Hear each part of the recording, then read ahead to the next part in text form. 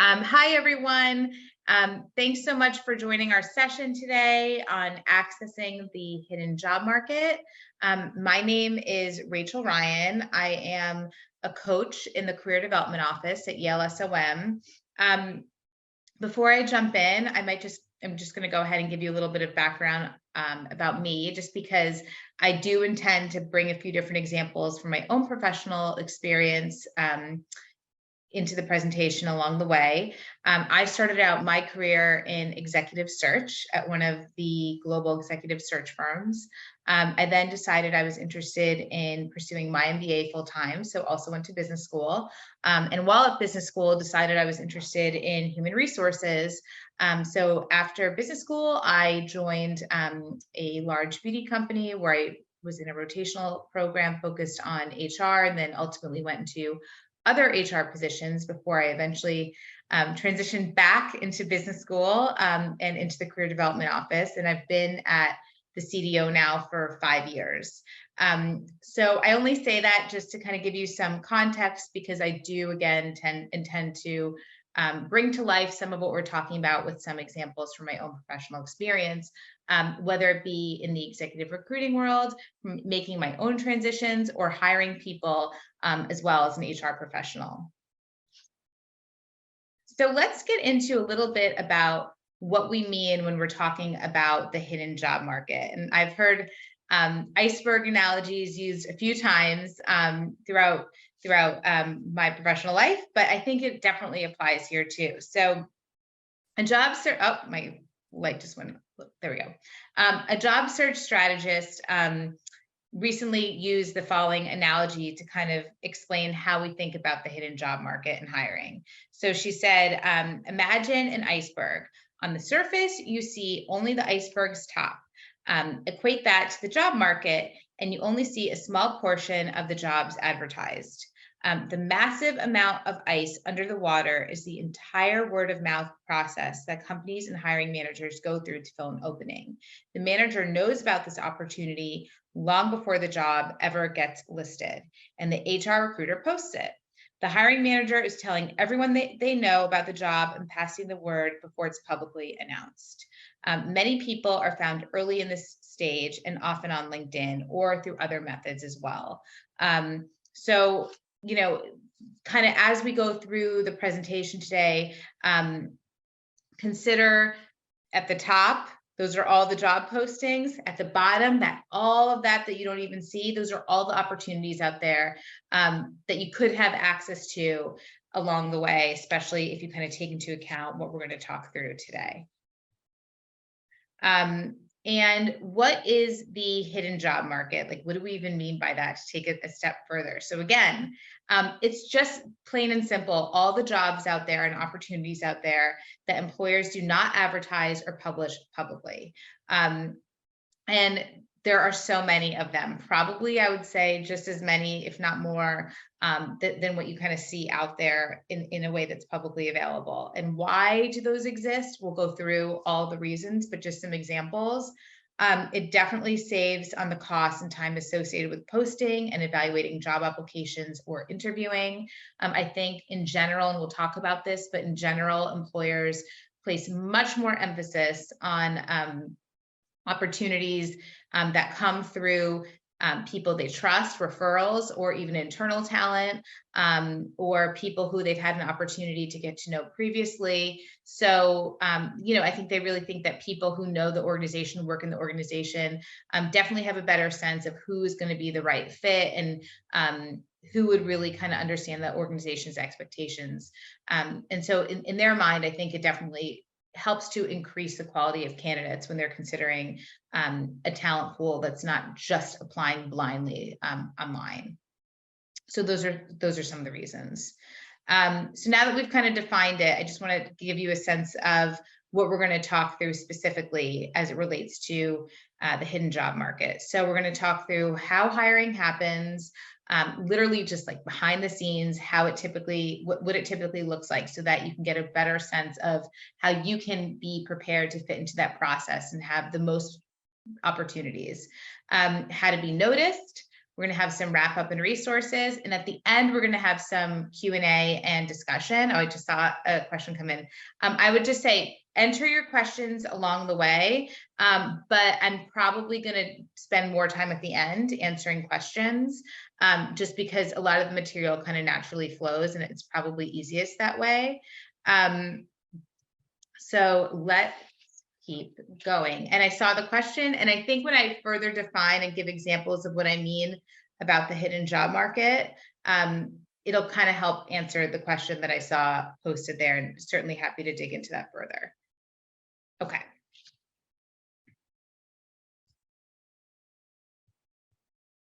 Here we go. Okay. So some hiring trends today, and I think many of you probably know a lot of this, but it is kind of repetitive from what I mentioned earlier, just in terms of, I think in general, hiring something that's really planned thoughtfully, requires significant approval, constantly evolving to respond to new trends. I think more of an emphasis than ever on referrals, which I talked about earlier. And I think probably one of the biggest changes is the fact that whereas before it was very specific in terms of hiring people to specific locations, now kind of post-COVID, as we've learned, there's so much more opportunity for virtual work. And I would actually add to that, that even though you might see opportunities that are aligned with certain locations, it's not uncommon for that criteria to kind of change, in the sense that, you know, it might be that an employer can't find, or, you know, sources talent. Maybe they say the position's based, I'm just making this up, in Chicago. They interview, you know, different people. They're not finding like the perfect person. Suddenly someone comes their way through conversation or applying.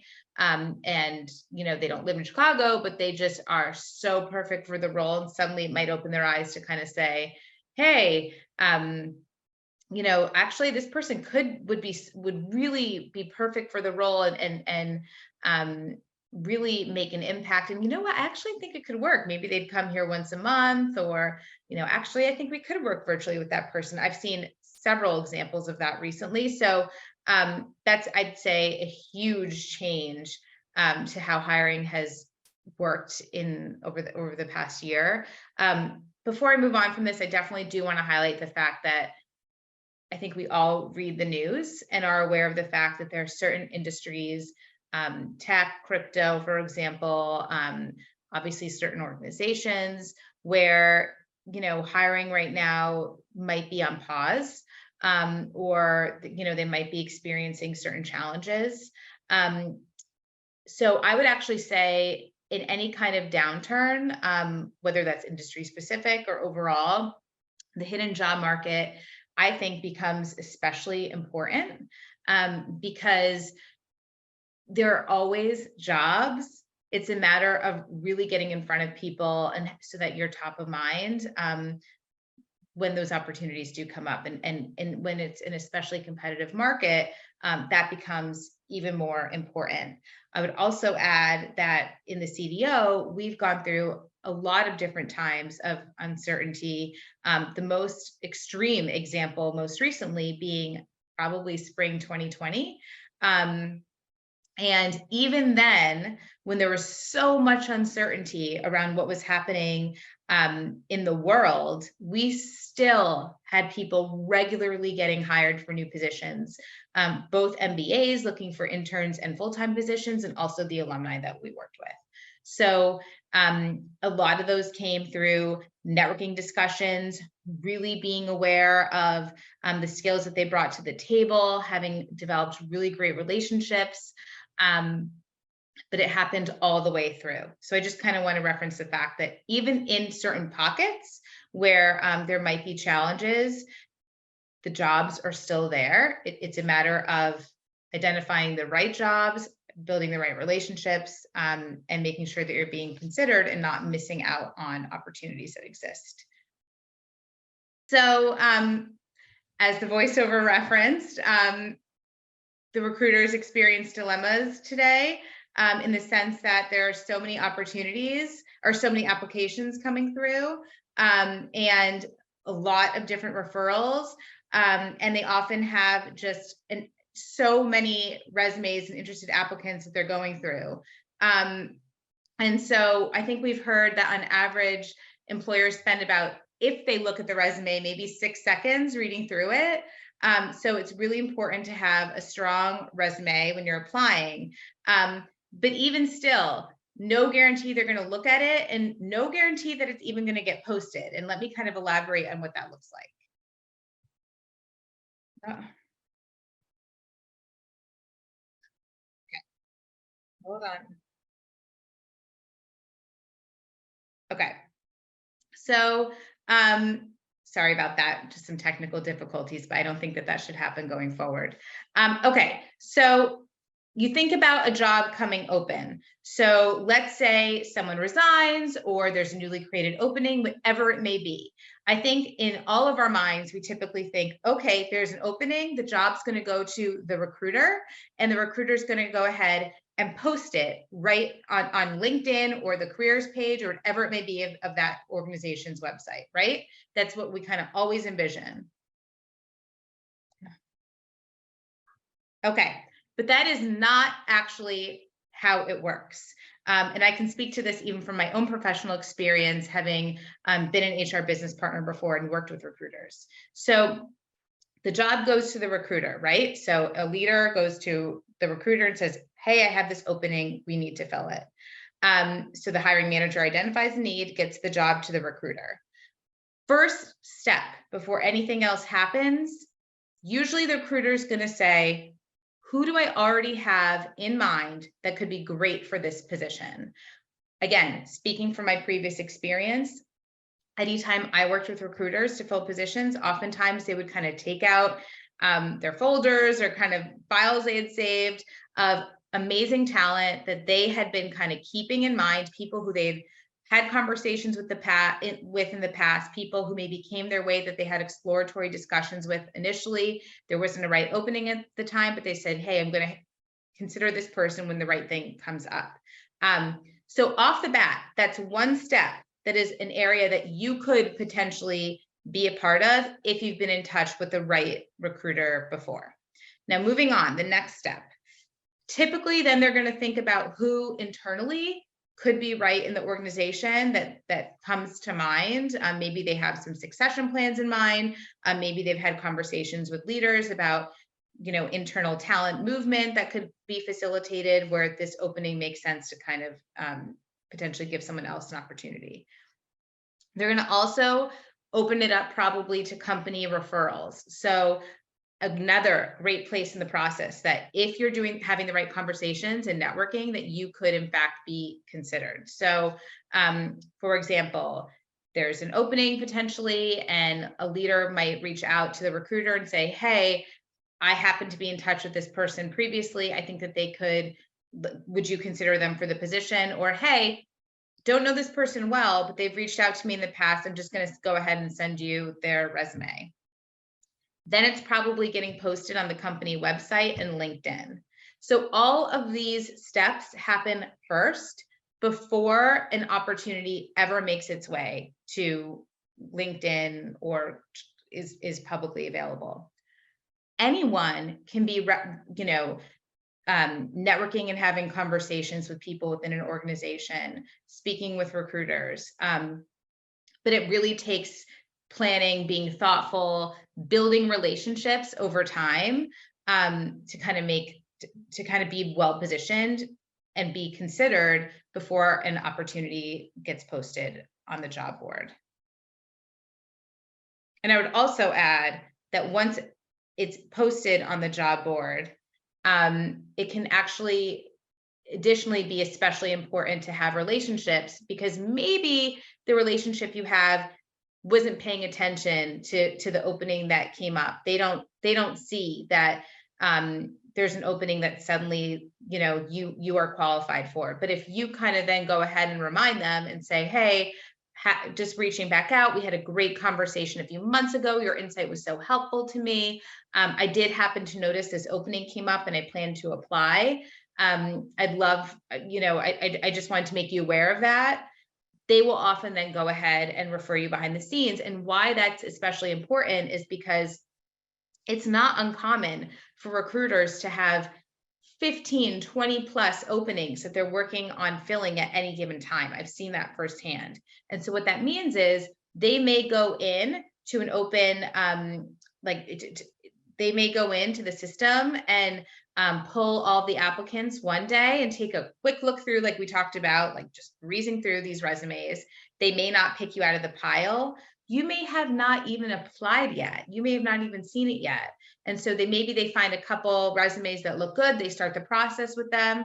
They may not know to then go back the next week, following week, and check who else has applied since. And so another reason it's really important to have developed those relationships is because if you even do go ahead and apply, if it does get to that last step of getting posted publicly, it's often a relationship that helps get you picked out of the pile.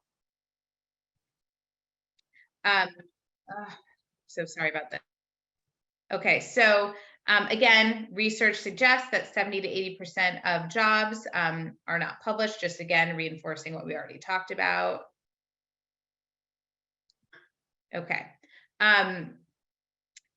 Again, even if a job is posted, or even if those opportunities are publicly available, you want to motivate that organization to go ahead and open the door. And so how do you want to get in early, and how do you want to have developed those relationships?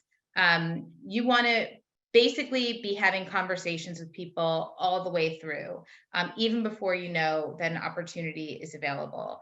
So you want to do thorough research regarding roles, companies, customers, industry, whatever it may be. You want to definitely demonstrate your interest, show your expertise, for example, on LinkedIn, follow people who may be relevant in the industry, follow the employer, make sure keywords exist in your profile, make sure that you're translating your prior experiences in a relevant way. I'll just kind of give you another example here. It wasn't uncommon in my role as an HR business partner, working with leaders, to meet through my network, whatever it may be, whether it was my alumni network or personal connections or people just blindly reaching out through their own research, where they would reach out to me and kind of say, hey, I've always been interested. It's kind of my dream to work at this organization. I would love to have an exploratory conversation.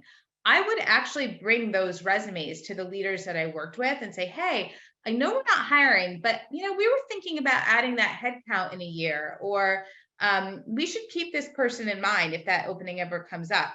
Or I know there are no openings right now, but I just, there was something about this background. I thought you'd want to see it.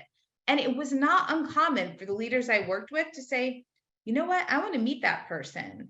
And, I'm thinking about even making some slight changes, like maybe shifting work around a little bit. And that might create an opening for someone like this. Their background is the exact kind of thing that I've been thinking about. And they bring like a unique capability or talent that I'm trying to build within the organization. So, I think it's really especially, it just kind of shed some light and bring to life a little bit about why it's especially important. Okay.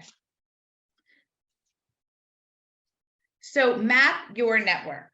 I'm going to do that again, just so we can see it from the top. So here's you. Obviously you don't necessarily have to sit and literally physically map this out. That's not what I'm suggesting, but bringing to life again, how to think about the various people in your network that can help you to uncover the hidden job market. So here's you've got friends. If you're still connected to Yale, obviously faculty or previous classmates and alum, professional contacts, family, previous employers. Again, just another example I want to bring up. When I was looking for a rotational program with a focus on HR, it actually is a perfect example of something I found from the hidden job market. It actually didn't exist in the organization that I ended up getting personally hired to. My previous employer knew that I was looking, happened to be having a conversation with someone at my future employer, mentioned, oh, you're recruiting for that rotational program in marketing. I happen to know someone who's interested in HR. And it was through that conversation that they then thought, oh, we've always wanted someone to kind of go through the rotational program with that area of focus. They reached out, the stars aligned. That ended up being my next step. I can tell you, and I'm sure you even have had this experience as well. Employers reaching out to you about opportunities. It's not necessarily of interest to you, but hey, there is, a friend, a neighbor, a colleague, previous colleague, whoever may, from your world who actually may be really interested in that. If you're not reconnecting and having conversations with the people in your life, whether that's previous mentors, friends, anyone on this map here, they're not going to know to recommend you. But if you kind of thoughtfully reach out, foster your relationships, reconnect, and let them know that you're interested in learning about those opportunities, much more likely that something's going to come your way. And again, as you can see, that's exactly what happens here. And you can work with our office too, which I'll mention at the end again. We have a great sense of the alumni network. Sometimes we can give you different ideas in terms of how to pull from your network, really maximize it to make sure that it's fitting into your search in the right way. I'll give you one more example. I was speaking with an alum recently from the executive MBA program. They mentioned, oh, it's so funny. I happened to be in a class with a full-time MBA student. I ended up hiring her just because through conversation we were talking, and it was the right fit. Another alum recently had a conversation with me and mentioned that through a previous classmate and through just speaking with them about their interest, they then said, oh, I happen to know someone who then connected them with someone who then connected them with someone.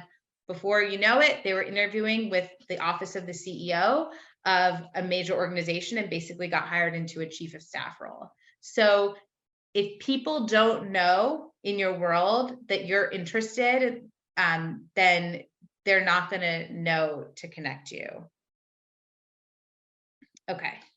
I think we kind of brought that to life here in terms of really broadcasting your brand. Obviously, if you're currently employed and you don't want your current employer to know that you're looking, you can do that in a very thoughtful, discreet way, not necessarily put it out there to everyone, but the people you're close with, people you trust.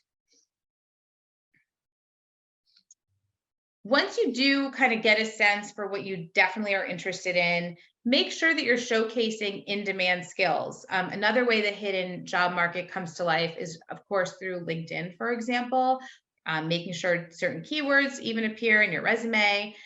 Make sure that you're really emphasizing the transferable skills that you bring, that you are including specific keywords in your LinkedIn profile, on your resume, whatever it may be. So just be thoughtful about that, whether they're technical skills, managerial skills, both. And you'll learn about what those skills are through conversations with people through the networking process. This might seem super, super obvious, but make sure to say thank you. It's probably one of the easiest ways to foster and build a long-term relationship. Remember, when you're reaching out to people, it shouldn't be transactional. Reach out to them after you've had a conversation. Thank them. Keep track of what you learned from the conversation, so that in a few months, you can then circle back again and kind of mention to them, hey, the following ended up happening, and I really drew from the insight that I learned in our conversation. It was really helpful to me, and I just wanted to kind of keep you posted on how that was so incredibly helpful to me. I've actually seen students and alumni, and even I've done this myself, through the process of networking and building relationships in trying to uncover the hidden job market. One of the great ways to kind of build relationships is to reach out and have a real career conversation, not just reach out to try and get into that person's company, let's say. And then even circling back a year later, let's say you have a couple different opportunities, or an opportunity comes your way and you're not sure if it's the right thing. Going back and using that person as a sounding board is such a great way to continue to foster the relationship. You're not asking something of them other than their wisdom. And I think people just naturally really like to provide that. They like it when people, really want to hear what they have to say versus just get something from them. And so it's a really great way, I think, to continue to build that relationship. In wrapping up and just kind of thinking about some resources so that we can then spend the time on the questions that are coming through. So of course, you're going to have your own tailored searches. We, of course, have a ton of resources on this topic available through the various alumni career resources website that we have. Same with the resume and cover letter resources. And then you all are able to schedule a coaching session. This is a very general topic, the way I've kind of summarized it here today. We would get so much more detailed and really talk through the nuances of what this means for you as you're thinking about your own search. Just know you can absolutely schedule a coaching appointment. You can schedule one with me, or there are also others in the office that you have access to, and we can really work through that. With that, I'm going to start to look at some of the questions. So just give me a minute to read, and then I will go ahead and read them and answer them. Okay, first question. If I see an interesting opening in a company and I know someone, though not very closely, how can I ask for an internal referral? So that's a great question. I am less of a fan of actually asking for a referral. I am more of a fan of reaching out, having a general conversation, learning about that person's experience, learning about the company, the culture, asking questions around the kind of skills that their organization is focused on bringing in, what are their immediate priorities, really learning, because that helps to inform if you would even be a fit. And if you do feel like you're a fit, and then I would always say at the end of the conversation initially, if there's an opening, I just want to let you know, I did see this opening and I have gone ahead and applied without asking for a referral. Oftentimes they'll either offer themselves or they'll go behind the scenes and refer you. You might not even know it happens. If there's no current opening, I usually end the conversation with, or recommend ending the conversation with, I would love to keep in touch. Would you be open to that? I'd love to update you along the way. And certainly if any opportunities come open, I'd love to be considered. And I'll let you know if I see any openings in the near future that I think I could be a fit for. And then that leaves the door open so that if you do, weeks down the road, months down the road, see the right opening, you can then circle back and say, just following up, I saw that this opening came up and I plan to apply. Just want to make you aware. Without asking, I still think just they will know what you mean, which is essentially asking for a referral, and they will usually refer you as long as you've had an okay conversation and it's gone well. I think it's implied that you're asking for a referral in that case, and you don't need to necessarily ask for one. So that's how I would handle that. Yeah. Okay, this is a good question. Do you have advice about how to build networking relationships and put yourself out there when you don't want your employer to know you're looking? I do have advice in terms of how to build networking relationships and putting yourself out there. And I think that's a really common situation. So at the most basic level, like I said before, making sure that you're highlighting transferable skills in your LinkedIn profile without, indicating that you're seeking. I wouldn't go crazy with super long descriptions. I wouldn't make your LinkedIn profile a resume, for example, but just making sure that in the right places, you're kind of highlighting some keywords, having those words appear, I think is really useful. Just because if they are proactively searching on their end, you'll come up in their search, or you'll be more likely to. In terms of actually putting yourself out there, though, one of the ways I have suggested that people reach out is if they're nervous about it getting back to their employer, reaching out to people who they want to have conversations with and framing it in a way of, I came across your background. I find the work you're doing really interesting and I would love to learn more about it. Would you be open to having an exploratory, informational conversation? And then when you're on having the conversation, I don't think there's anything wrong with even saying, I'm really happy in my current role. I'm actually, I love the organization I'm in. But I just want to be exploring and learning more. And I'm really intrigued. And I really want to learn more. I mean, just because you're looking doesn't mean that you're necessarily for sure trying to leave or unhappy. I actually think that it's a very healthy thing to have exploratory conversations. Even when you're happy in your role, sometimes that can be the best time to just learn. And develop those relationships, because it really should be a long-term perspective. So I think always be incredibly mindful of what you're putting out there. I would be mindful about having conversations or reaching out to people who are connected with people who you currently work with. I'd be careful about that. Starting with the people who are close to you is a really good way to go, and going about it in a way where you're not necessarily sharing. If you are really unhappy, you don't need to put that out there per se. You can keep it very positively focused to kind of cover yourself from that perspective. And I think people like having that conversation better anyways, because they're also thinking on their end, if you ever join their organization, they don't want you to be ever talking in a way that they wouldn't be happy with about them. The other thing I would say is for anyone on this webinar who has a little bit more experience, and maybe you're at the level where you're working with an executive search firm, those conversations are almost always when people aren't actively looking. Those conversations are typically really long-term focused. Oftentimes, just as an example, when I was in the executive search world, I would reach out and have conversations with people who were happily employed all the time, just to learn about where they were at in their career, learn about their interests, learn about their experience thus far. If they were to make a move, what would it be for? What would be the perfect thing in their mind? And oftentimes I would reach out to people and ask them, are there superstars in your network that we should have on our radar and be developing relationships with? So again, another reason why I think it's good for people who are close to you to have you top of mind.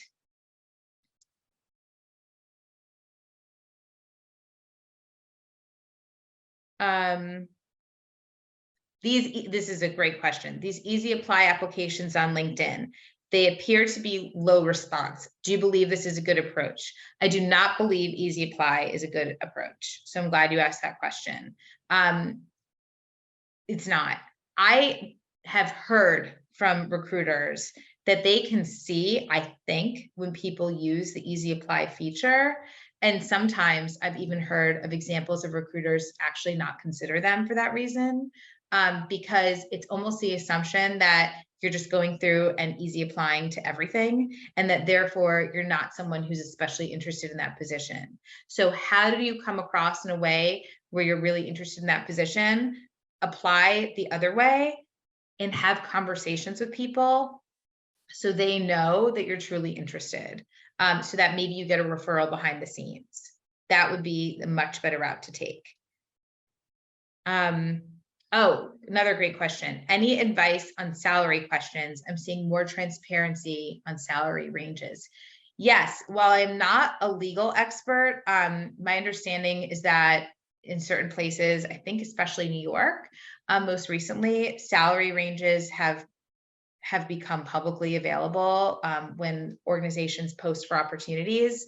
I don't know. It's probably going to take some time to see how that comes to life and like really works. I've taken a peek myself out of curiosity when I've worked with people who are in the negotiation process to see how that could be utilized.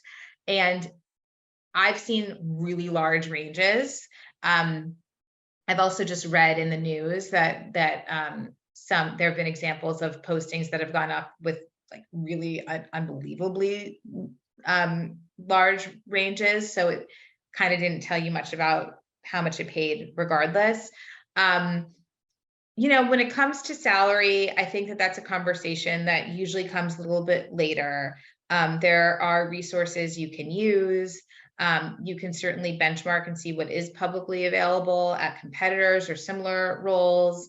Having a good understanding of, I mean, there's so many factors that go in, and I would even say with salary, it's base, bonus, there's so many different components to it and elements that you might be trying to negotiate. So I would always say, if you're asked what your expectation is, trying not to give an exact number is usually a good way to go. I mean, there might be cases where that's not true, but on the whole, if I were to generalize, I think leaving the door open, kind of talking more about being paid for the skills and experience you bring and competitively relative to others in the organization doing similar work.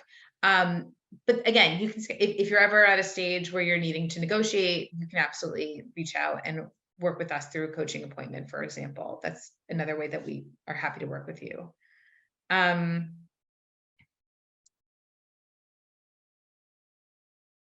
Sometimes offers come that are not quite what we want. For example, a lower salary.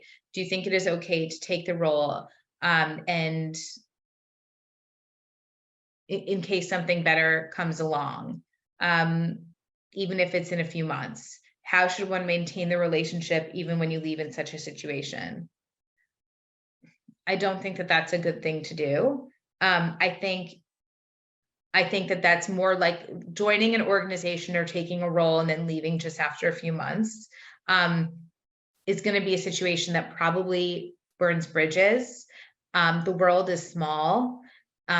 People go on and you can cross paths with them again. I just don't think that that's a good practice. Now, there are always exceptions where, maybe you're in a very specific situation where you absolutely have to accept something.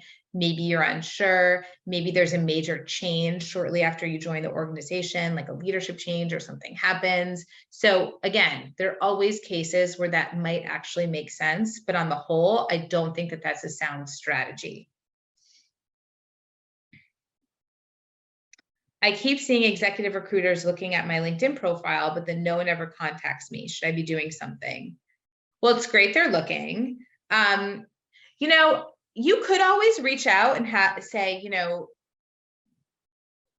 came across your profile and was wondering if you'd be open to an exploratory discussion, but you definitely don't have to. This is such kind of a random trick, but it's actually how I got my job at Yale. When I was initially thinking that I wanted to go back into higher ed and had this very specific interest in joining Yale's SOM's career office, I actually looked up the head of our office, Abigail Keys, and literally just connected with her on LinkedIn. That was it. She saw that and then actually sent me a message. It was almost just kind of like, it almost felt like I was waving my hand a little bit, like introducing myself in a really passive way, just connecting. But she ended up sending me a message, and then we ended up having conversation, and that's how I joined the CDO 5 years ago. So another great example of the hidden job market. I wasn't even applying to a specific position. I just had this general interest. So in that case, if you're kind of just curious and want to catch their attention, sending them an invitation to connect might be a good kind of half measure before actually reaching out to have a conversation.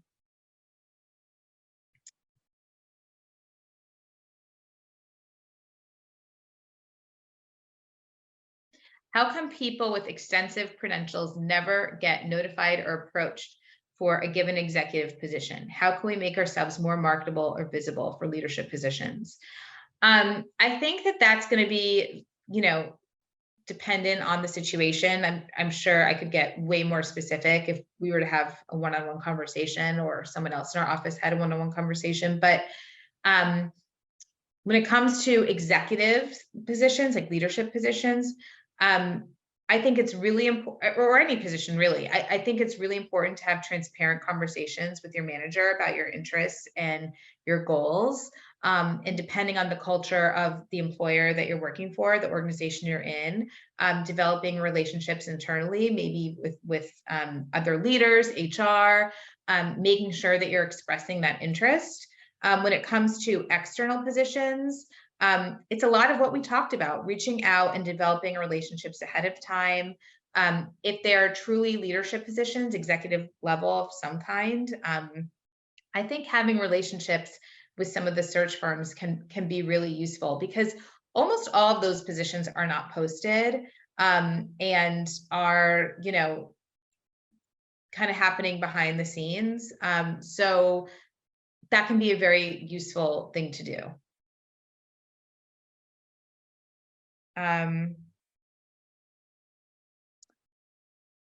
Any suggestions regarding how to organize a networking plan? I mean, how to choose when, how, who, to, etc.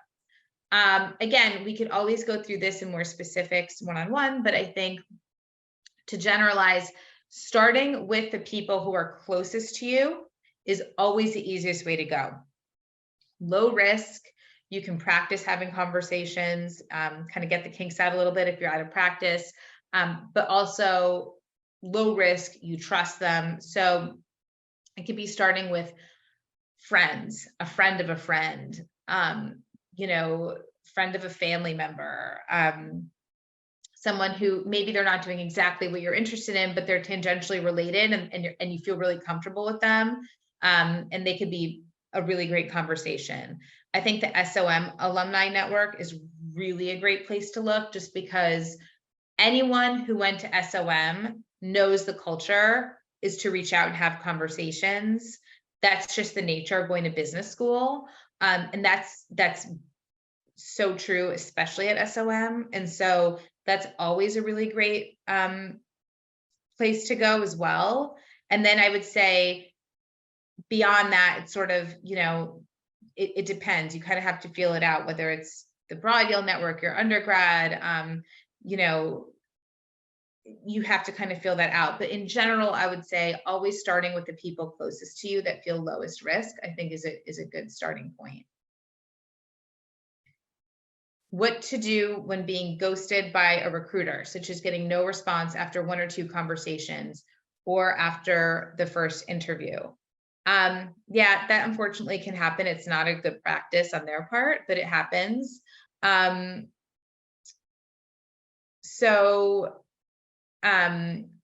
think you can follow up, maybe give it a week, follow up the following week. And then I think after a couple follow-ups, leave it. It is worth doing a quick search to make sure the person's still there. Recruiters can move around, so double check that. But and if they've left and that's why you're not hearing from them, maybe reach out to the person you interviewed with, or try and find another recruiter in the organization through LinkedIn. But on the whole, it does happen. Like I said, it's not a good process. It can often sometimes mean that they're not sure if they want to move forward or not. It could be that, they're waiting on budget decisions. There are so many reasons. It could be that they don't want to move forward and they're not telling you, which is not great, but they could still be interested as well. So, you really, I would check a couple times, and then I would leave it, and hopefully they'll eventually circle back. Advice on board recruitment, either private or public. I know there are specific recruiters for that. There are specific recruiters for that. Again, within a lot of the big global search firms, they often have board practices, and often who's involved in that is publicly available on their websites. So you could take a look at that. I'm not as well versed in that beyond, but there are board practices at the search firms where they literally just specialize in board placement.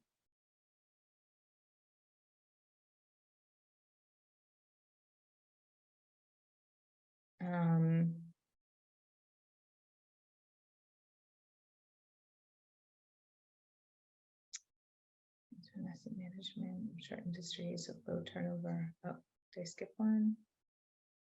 I have background in past.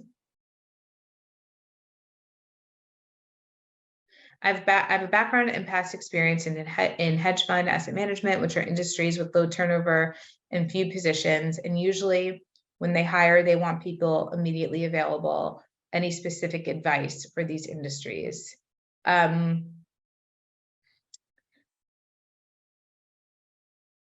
I don't necessarily have specific advice on that industry, other than to use the tools and approaches, the strategies that we already have talked about, reaching out, having informational conversations, even if they want people who are immediately, so be mindful of their time, I would say. If they are typically wanting people who are immediately available and you're not interested, then, be mindful about when you do go ahead and reach out.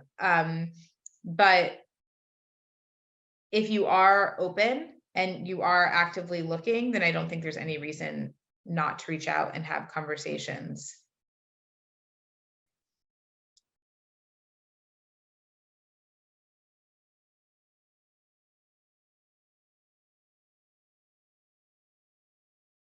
How do you get feedback other than we have found someone else? I assume that that's in reference to being turned down for a position. It's difficult to get feedback.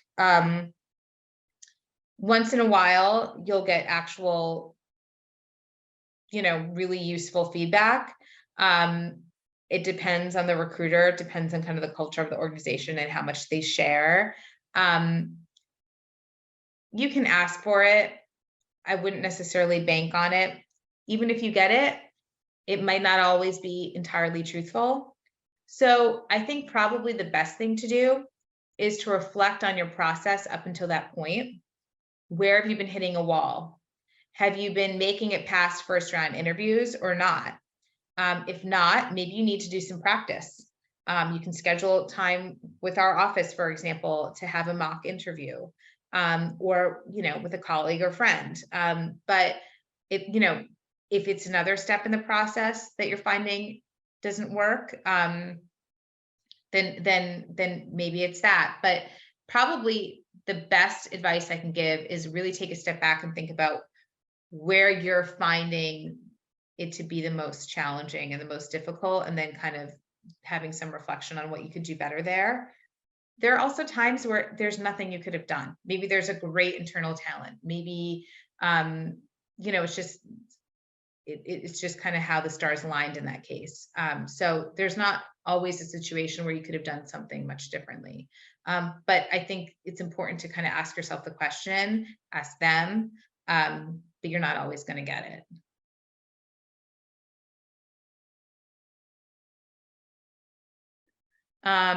Is it more difficult? Is it more difficult when it is clear that a candidate is unemployed? Is it more difficult to find roles when unemployed, especially on LinkedIn? I think some of the best candidates can be absolutely unemployed. So the fact that someone's unemployed, having hired a lot in the past, that wouldn't bother me at all. But I want to know why they're unemployed. I want to know the story behind it. And it's always helpful to be able to proactively say that you have really strong references, to be able to tell the story about why you're unemployed in a compelling way.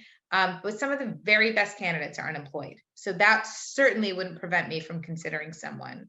I would say, in terms of how you think about marketing yourself on LinkedIn, I think it's fine if it shows that there's an end date. I also think it's okay if you want to show that you're involved in something else, like maybe you're consulting, maybe you're you've taken on a project, maybe you're getting especially involved in something else. And so if you want to market yourself that way too, that can be useful too. I think that's just another example, though, of why conversations are so important, because you're not letting anyone make some assumption about why you're unemployed. You're connecting with them, telling them the story behind it. And if anything, it can be an amazing opportunistic hiring situation, where the timing works out really well for the employer to be able to get someone like you.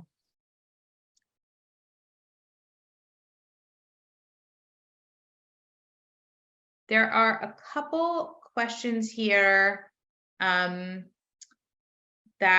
I don't quite know how they're asking. There was a question on SOM Connect. the SOM Connect is, I think, new. And so I don't yet have advice on how to maximize that quite yet. But I'm glad you're using it. I'm glad you find it useful. And hopefully we'll have a little bit more information on that in the near future. There was another question about connected industry recruiters that I don't quite understand. So I'm always happy to follow up one-on-one on that question. Feel free to reach out to our office with the question. I'm just not understanding it the way it was asked. So happy to answer that directly. I think there was a question. Oh, and I think that's pretty much it. Any other questions, of course, feel free to reach out. Feel free to schedule a coaching appointment with our office. Again, I apologize for the technical difficulties at the very start, but these were such great questions. So thank you for your active participation. And again, we are always here to help. So wishing you all a good afternoon, a great upcoming holiday if you celebrate, and have a great afternoon or evening wherever you are. And thanks again so much for joining.